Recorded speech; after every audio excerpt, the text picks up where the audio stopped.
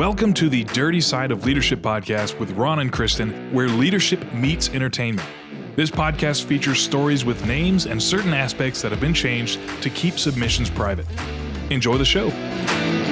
Welcome to the Dirty Side of Leadership podcast, where leadership meets entertainment. In today's episode, we are asking the question, why do the wrong people get promoted? Before we begin, please like, follow, rate us, and tell someone about the podcast.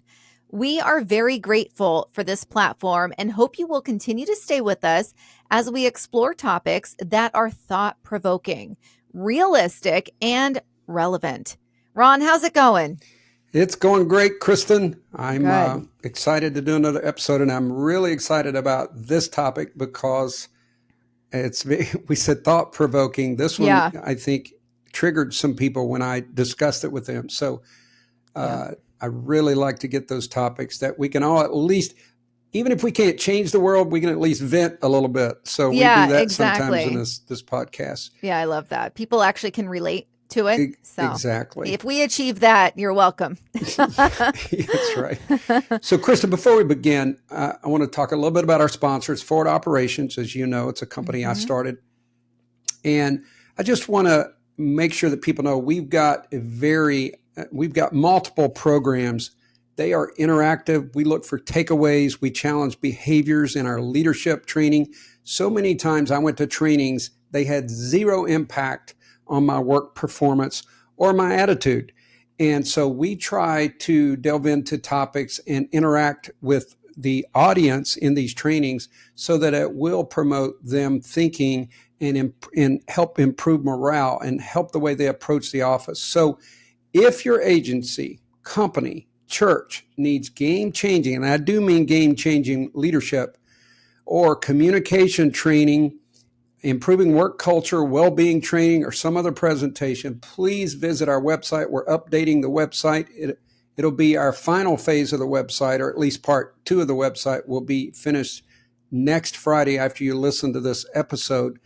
So if you're also looking for a side hustle, we are certifying coaches, and it's a great opportunity to get certified, start your own business, run your show.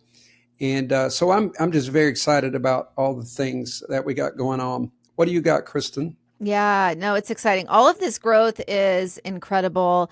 And as we said last week, the podcast is growing as well. And we mentioned we have gained international attention, which is huge. We were so shocked that we've made it into so many different countries. Not shocked because we know what we're putting out there is unique and really just something special, but surprised with how many different cultures we're resonating with. And so thank you again to everyone who listens, US based, obviously, and international as well. Now we're going to move on to the quote of the week. Now this quote was submitted by John Hullen. Am I pronouncing that right? Hewlin, excuse me. John is the host of the Relationships and Revenue podcast and is a great supporter of ours. The quote here, growth is uncomfortable because you've never been here before. And Ron, this seems suitable since you just mentioned all of the growth with Forward Operations. Kristin, you know, before we signed on, I was asking you, we were talking about some growth issues and the things that come along with that. Yeah. And you got to make some major decisions as you grow. And in this particular situation that we are in with Forward Operations is, seriously, I started it as my company. I'm going to go do training. That's how it started. So as we expand, you got to have new strategy, new ideas, new people, collaboration. It comes with a lot. So John, that is a great quote. John sends us a lot of quotes, but that one certainly spoke to me because you wonder why people don't like change. You're going somewhere that many times you've never been before. Right. And naturally, your body is going to react with some anxiety, and so is your mind. The unknown, really, that is what anxiety is, right? Fear of the unknown, that's generalized anxiety. So that makes complete sense, but push through it. Yeah. All right. So now to our topic, why do toxic people seem to get promoted? And like Ron said, this resonates with so many people. I've watched it happen in the banking industry. Ron, you've seen it over and over again. And really, the topic we're talking about today is based on an email that we received from a listener. And Ron, was he okay with us sharing his name? Yes. Okay, I just wanted to make sure on that. Yep. So he writes, "Hello, Ron. I work at a company with a lot of turnover. One of the primary reasons is that the wrong people always seem to get promoted. Some of them are very toxic. Of course, due to their poor leadership, many people resign and we are always shorthanded. I would love for Kristin and you to do a podcast episode on why the wrong people get promoted." And I want to thank Chris Harris. That is who sent that to us. And I love this. We love covering topics that actually mean something in our personal when it comes to our listeners. So we were pumped up to receive this and do something with it and hope to help people better understand why this continues to happen. Yeah, no kidding. And Kristin, everyone has a story on this. Right. There's almost no one that's worked in a company or agency, even a church, that has fell victim to this, or at least seen someone get promoted for all the wrong reasons. So it's a great topic. It really is. And, like you said, I'm sure everyone has seen this. The people who only care for themselves, they're arrogant or just plain brown nosers, seem to get promoted. So you're like, what? So these are no value employees. Yet here we are. Toxic people cause havoc in the workplace. And that's why we have this note from Chris saying we have this large amount of turnover. And that's because you have toxic people in the wrong roles and they turn good people off and they leave, right? So that's a sense of wreaking havoc in the workplace. They begin the drama. They divert attention from others. They assign blame to others. They act selfishly rather than what's good for the team. And they also disrupt workplace productivity through gossip, negativity, and or bullying. And yet they remain. This has been the biggest head scratcher for me through all these years. They remain in their roles because we wouldn't be here talking about them if they didn't, right? So in fact, despite their toxic behavior, many of these individuals rise to the top of their organizations. And here's why toxic employees get promoted, even though the rest of us in the workplace, we feel that we're more deserving. But let's kick off why these people are getting promoted the way they are. Yeah, let's do it. And we're going to talk about toxic people, but also Chris and I had this conversation offline. It does seem there are some agencies and maybe some companies that promote the most senior person regardless of their work performance. Right. And I tell a story in my leadership program, Kristin, that I have to own it. I was confronted with this very issue, and I had a younger high performer that I thought was better suited, but I had this person who wasn't bad, and they'd been around a long time. Yeah. And I'm a new manager, and I knew I was going to have to deal with all the fallout. Oh, yeah. So I promoted the more senior staff member. Mm-hmm. It bothers me to this day. And it turns out, I'm not saying it's always going to end this way, but it turns out this person ended up with issues and got in a world of hurt, both for us and him personally. Right. So I definitely promoted the wrong person, and Chris and I try to be vulnerable, but I did learn from that and try to do better moving forward. Yeah. And Ron, I know you're going to go into number one. I just want to share, I've done the same thing just to make you feel better. I've hired the wrong person. I had 2 internals. They were both wonderful. Both came highly recommended. And one of them just had a little more swag, I guess you would say, that confidence. I to this day, when I see the person I did not go with really rising to the top of the company we were with, and the other one caused a lot of drama in the workplace, and I just kick myself. And so it's actually a perfect segue into number one here. Yeah, it is. So let's find out why the wrong people get promoted. But we are going to have some solutions. So stay with us. Do not go anywhere. Yeah. All right. Number one, they show confidence, even if it's fake.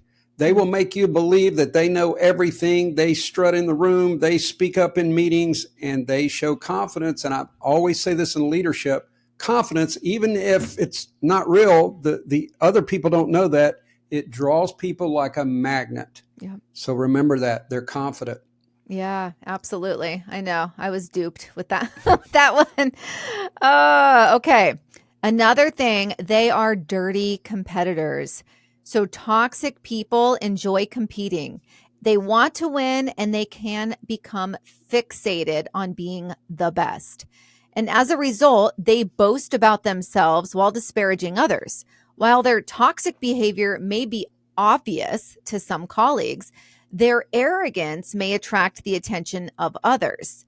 And of course, there's a fine line between being proud of your work and bragging about your well earned successes and making yourself look better by putting others down and throwing others under the bus. Kristin, I worked around people that were professional manipulators. They would get around the boss and just make little comments over time like, yeah, I don't even know where Sheila was, when we had the meeting, or Oh, Sheila yeah. didn't seem interested. Just Right. little statements like that can grow large over time. Right, And right. that's these dirty competitors. They'll do anything to win. And that segues perfectly into they manipulate their way up. Mm-hmm. Again, they place blame on others when it's not justified. They'll lie to managers about their qualifications or experience or something they just did. They just make themselves look like they won the day. I call it the superhero complex. They'll exaggerate their achievements. They'll do whatever it takes to get to the top, even if it means sacrificing their dignity in the process. They lose all semblance of dignity. They're fixated on getting to the top. Yeah, absolutely. And I don't know if this is going to come up somewhere down here, but the ones that take credit for others' successes as well, or pretend like it was their idea when it was truly someone else's. That happens a lot. We've covered that with toxic leaders, the leader that takes credit for someone on the team's idea. And that's really, really poor leadership there. Another one here, they're likable even if they're not suitable. So a toxic employee may be the office socialite, always organizing happy hours and gathering everyone together. Perhaps they even make many people enjoy being around them simply because they're entertaining. That could explain why people automatically think of recommending them for a promotion or advocating for them when there's room for advancement. However, while the extroverted chatter who wanders from department to department talking about the weekend may be a likable individual, they can also be extremely distracting. And this type of behavior is deceptively toxic and does not promote a productive workplace. Kristin, if I'm going to speak to our audience directly, if you're driving, don't shake your head too hard, but you're about to shake your head. This plays out in agencies and companies all the time. When I would have an opening, and I've heard other managers and executives tell me this, people's behavior would change so drastically. All of a sudden, they're stopping by your office going, "Hey, Ron, how's it going? How are you doing? How's the family?" And they haven't spoken to me in 6 months, but there's an opening. And I was laughing with another manager the other day. He was like, "Man, if I could have an opening, like if I could just have an ongoing opening, people's behavior changed. They did 180s." Yeah. So I'm sure you've seen that play out. Oh, yeah. Yeah. And it's like, that's why it's so confusing. This whole topic in general, like someone like you or myself, we can like sniff that out, but so many leaders fall for it. Like you're like, hey, this person hasn't talked to me in 6 months and now they are. It's pretty obvious what's happening here. But so many fall for it. I just don't understand. I had two really astute upper managers, my deputies, and one of them stuck his head in the door and he said, he was literally walking to the restroom and he said, "I'm going to make up a name. I'm just going to say John." He stuck his head in the door. He goes, "Hey, John and I are BFFs. I think we're going to have dinner this weekend." And he just walked off. Oh my because gosh. the guy had stopped by his office and I could hear him talking. That anyway. is funny. I like Yeah. it. You got to have a little fun with these people. Oh, of course you do. Okay. The wrong people are also notorious for starting drama. And these are probably toxic people here that we're talking about. Yeah. And they do it to other people's careers as well. They understand that if they can eliminate their competition, they have a better chance of success. As a result, they will spread rumors and gossip and create unbearable workplace drama to make their competitors appear unqualified for the promotion. I mean, there are people who will get personal. This goes beyond their work performance. They will literally get personal and start rumors about someone, or they might see, let's say, two people working together. They promote the idea of an affair. These two are getting a little chummy, don't you think? That type So stuff. bad. It's Yeah. horrible. Yeah, it really is. They don't realize the weight of that behavior. Yeah. So, another perfect segue, they are painfully negative. So, toxic people are typically negative. I've worked with many. They may be dissatisfied with their jobs, salaries, or beg for more money to support their families or pay off their debts.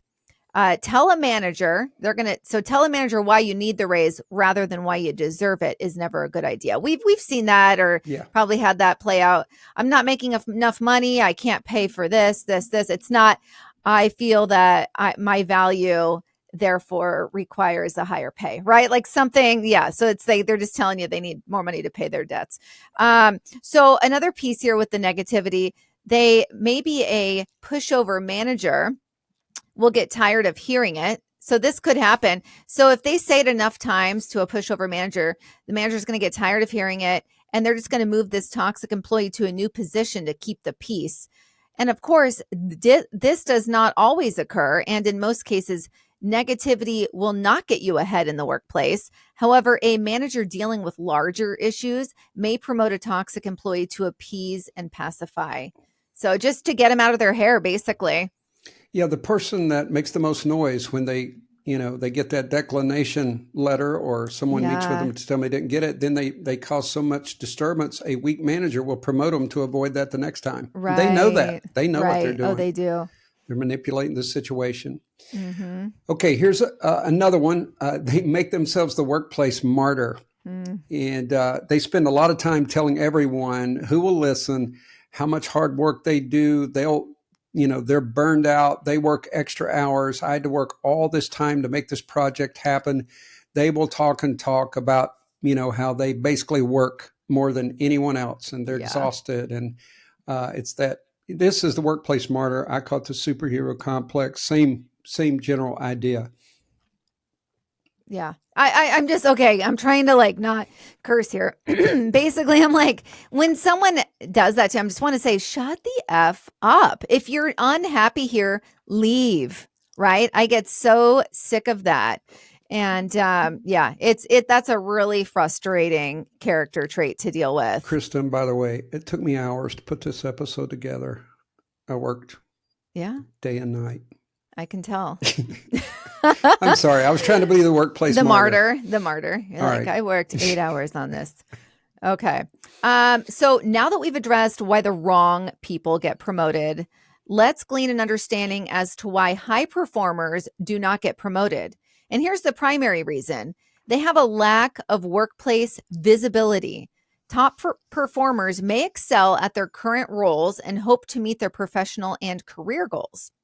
Still, they may be overlooked for promotions if they don't actively showcase their skills and achievements due to what we call a lack of workplace visibility. Makes sense. So basically, executives and managers won't promote you if they don't know you. You have to make yourself be known. The bottom line is that the higher ups, middle management, project managers, your boss, etc., they need to feel your presence. They need to know your name, what you do, and your impact on the organization.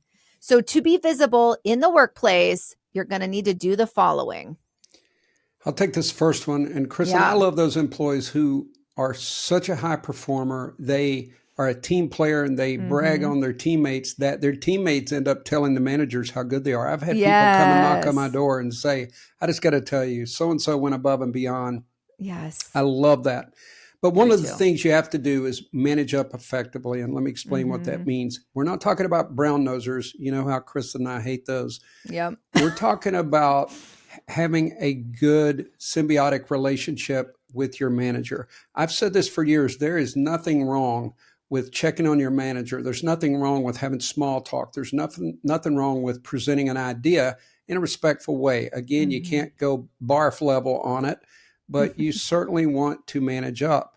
It's also okay to ask for some feedback. How do you think that was received when you do something? Don't do that all the time. You're going to look like, you're not capable of leading. but it's okay to do that occasionally. Speak up during meetings. Ask the right questions. Never make your boss look bad, but ask some pertinent questions. And if there's a high visibility event, it's okay to volunteer to do something with that.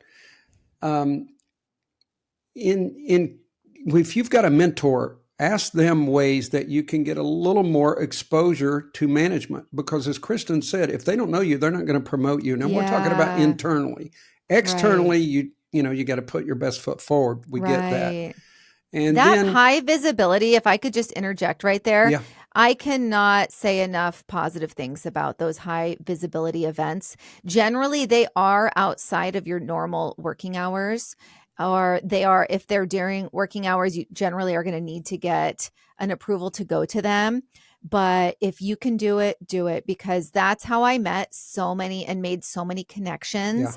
I would just walk right up to one of the most powerful people in the room if I knew I wanted to work in their division and introduce myself. And before you know it, we've exchanged contact information and it just goes from there. So you have to put yourself in those positions. Don't go to a high visibility event and just talk to your 3 buddies from the office that you see every single day. You are there to be seen and heard. So, Kristin, do it. I used to have the honor of speaking to the chief U.S. probation officers and deputies from West Coast, East Coast, 2 big events. I had a friend, Melinda, who's a very faithful listener to the podcast. I remember one time she was a little nervous and we went over because she was speaking to the chiefs. And at that point, she was new on a committee that we were talking about. But the fact that she volunteered and put herself out there, even though she was nervous, the next thing you know, she's doing presentations and she's now sought after for advice and presentations and so forth. So what happens is, like you said, in the visibility sector, people see you in that space, they will want you in another space, or they will want to promote you because they've seen you perform at a high level. You got to put yourself, I love people who are humble and modest. I do, but you do have to put yourself out there if you want to move up. Now, this next one's controversial, but I want to say this very clearly. You should go to outside events, social events, such as happy hours, or maybe they're bowling or whatever. But the key is, there's a great book called How to Be CEO, and it teaches you to go there for about 45 minutes. Most managers are not going to remember who stayed, but they're going to remember who was there. You never want to get intoxicated. You never want to do all that stuff in front of your peers or your managers. But make an appearance and shake some hands and talk to some people. Make sure your manager knows you're there, and it'll go a long ways. But you got to be careful on those types of, especially happy hours. Get a soda water and a lime wedge. That's all you have to do, right? So you have a drink in your hand, you look the part, you walk around and socialize, and you don't have to drink alcohol, right? Like, that's what I do. People, if you don't have a drink in your hand, you will stand out. And so that's what I've always told people. And it seems to have worked pretty well. What do you think about that, Ron? Yeah, I mean, that's wise. It was BYOM where I grew up. It was bring your own moonshine. But sorry, folks, I have to keep Kristin on her toes. That's amazing. That makes sense. Oh my gosh. That goes against being responsible and professional. And if you really want to get attention, you keep chugging that water, and it doesn't faze you, and they're going to think you're a superhero. Oh my goodness. That's great. But yeah, seriously. I mean, there are people that more and more people aren't drinking alcohol as much. I know I very rarely do, just because I love life so much. I don't want to feel like crap the next day, right? Agreed. And so there's so much of that. But when you go to these events, you'll find that a lot of people are drinking cocktails or beer or whatever. And, to my point, you want to be able to fit in and work your way right into the social circle and socialize, exchange numbers, etc. But you can do that while drinking sparkling water and a lime wedge, right? Yep. So act as if. Okay. So another one here, really talking about the networking, continuing with that, you don't network enough. What we've been preaching here, you want to cultivate strong, meaningful relationships and expand professional networks. This is essential for career growth. I cannot say this enough. And when you have these meaningful relationships, that generally is going to come from a meaningful conversation. You have to get below the surface for somebody to remember you. And you have to ask probing questions. Go beyond the weather, go beyond just the basic business questions. You generally want to be a little more inquisitive about somebody, and they're going to open up to you. So it's especially important in the corporate world, where getting promoted may rely on the recommendation of key personalities. I'll tell you what, the only reason I even got my way into this wonderful local bank that I worked with, it's a regional bank, and I had been with the giant global banks, but it was because my previous manager recommended me. It was the bank was it was highly sought after and harder to get into. And my old manager said, "Oh, she's great. She worked for me," and recommended me, and I got hired. Right. Exactly. So without that, I would have just been another resume coming in. But because you stand out, right? You have these great relationships, and you have to utilize those. So to improve your networking, do the following: improve your communication skills. I have talked about the fact that I did Toastmasters. I was not a great public speaker initially, but I had a boss, Jason, thank you, Oregon Jason, that believed in me and signed me up for that. And I did it and grew exponentially. Attend company events. We've been talking about that. Play an active role. Don't just be a fly on the wall. Improve your self-awareness. Another piece that's really important that a lot of people lack. Kristin, let me jump in right there. Please do. I knew all these people when we say self-awareness.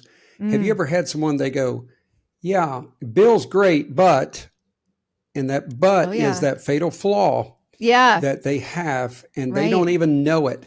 You have to have some self-awareness. You have to know if you're coming across in a certain way, there's a perception of you, and you might have to rebrand a little bit.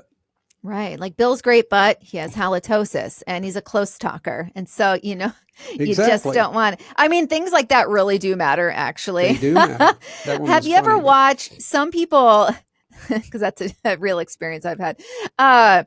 Some people do that handshake and they pull you in. And so then you're like so close. You're like, am I supposed to make out with this person or punch him in the face? I'm not quite handshake. Sure. I think that's what But did you see recently, oh gosh, the president of, and I'm trying to think, was it Argentina? He pulled him in so close. Trump was almost doing a back bend to get away from him.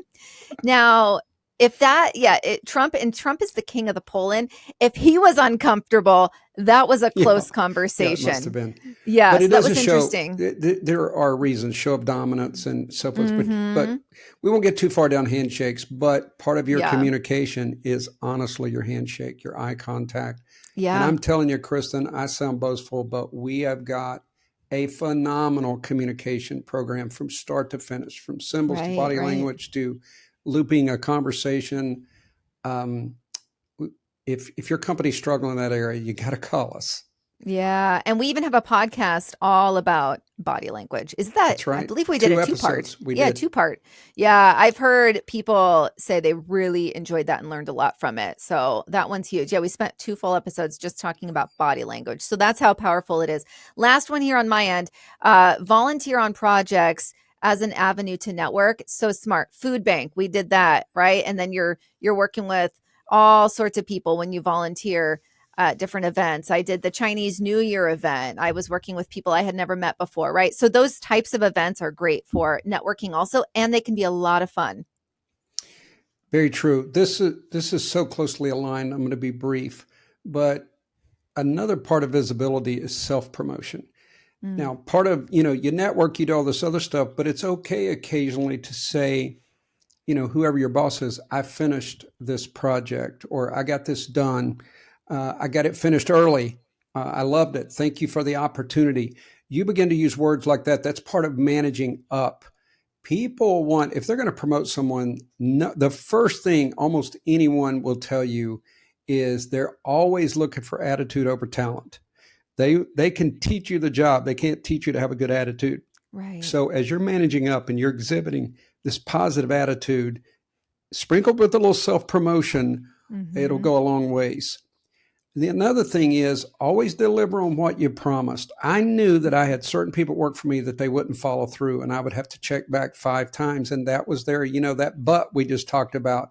Bill's good, but he doesn't finish projects. So we knew that if Bill's late or whatever, so you have to have follow through if you're serious about getting promotion. Say what you mean what you say. Right. Don't be shy to make a presentation in front of your group. I remember just teaching defensive tactics in my district. It promoted me. People respected me more. I could just tell the biggest difference after the very first time that I taught it.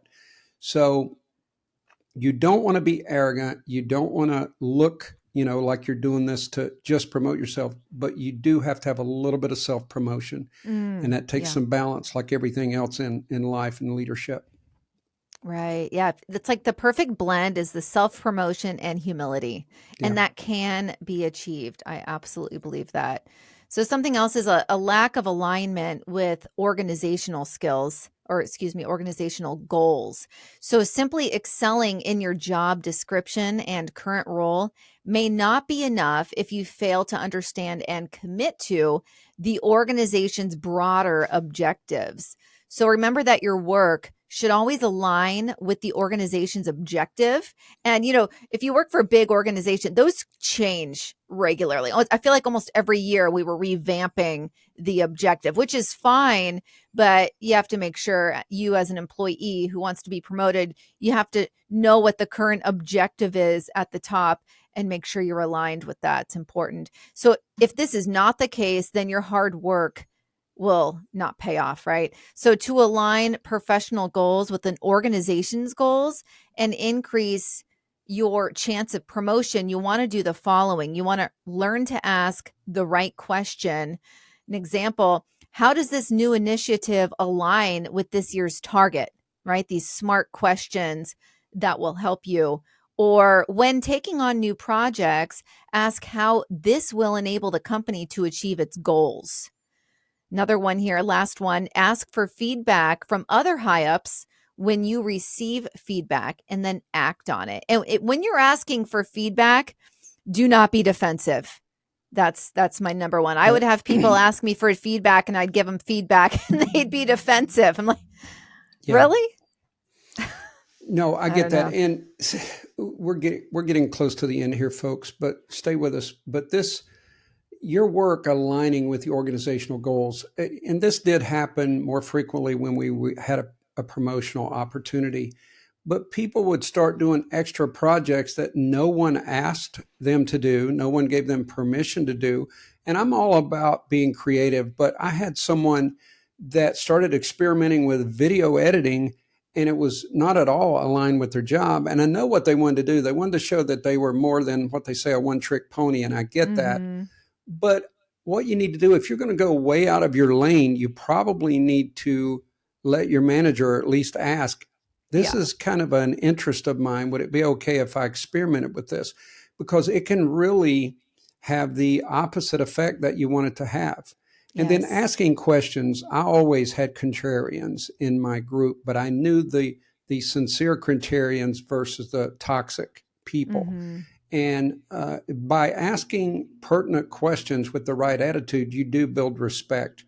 Like I said, though, I had someone ask, I was in a meeting and someone asked the leader a question that was it was basically what everyone was thinking, but it embarrassed the leader in front of everyone.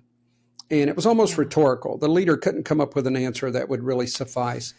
But it hurt this person's career. And I talked to this person, even though they weren't this was before I was academy director, they weren't in my purview of responsibility, but I did talk with them and I said, you can't speak on behalf of everyone like that. You were set up because this was a newer employee. And I think some people set him up to ask this question, but he hurt himself. He really hurt himself. So don't, it's great to ask questions, but don't try to go in and make the boss look bad. That's never going to serve you very well. Never. I know that is bad. That is bad. So I love that you're taking us home with that, Ron, because that is powerful. Yeah. And I do want to say that life is, full of challenges, and even after this podcast, we want to change the world, but there will be the wrong people who get promoted. But if you'll take the steps that we shared toward the end, I believe that you can rise above those toxic people. They will be exposed. And it is interesting that, an astute manager, as Kristin said, is going to see through this stuff. So maybe you do help shine the light just a little bit, but take these steps, get out there and make sure at least the upper management knows who you are. If you're walking down the hallway and they don't know who you are, you've got a problem. So find ways to get some exposure and it'll happen for you.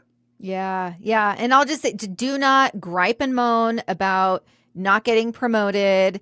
You do that in your own home. Don't do it around work, folks, even when you feel like you have a confidant. This is just my personal experience. Do something about it. And we've just given all these steps that are proven to get you to the next level. I don't mean to last one, but I do have a saying on that, Kristin. I always Ron's say, a one-upper.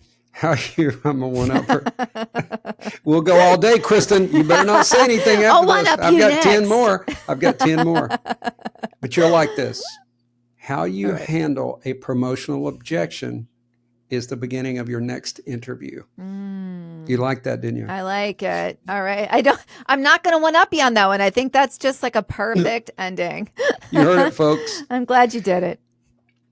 All right, everyone. Have a great week. Be the leader you're meant to be. We'll see you next week. The Dirty Side of Leadership podcast is brought to you by Forward Operations. If you'd like to book Ron or Kristin for speaking events, training, or executive coaching, visit forwardoperations.com. Be the leader you're meant to be.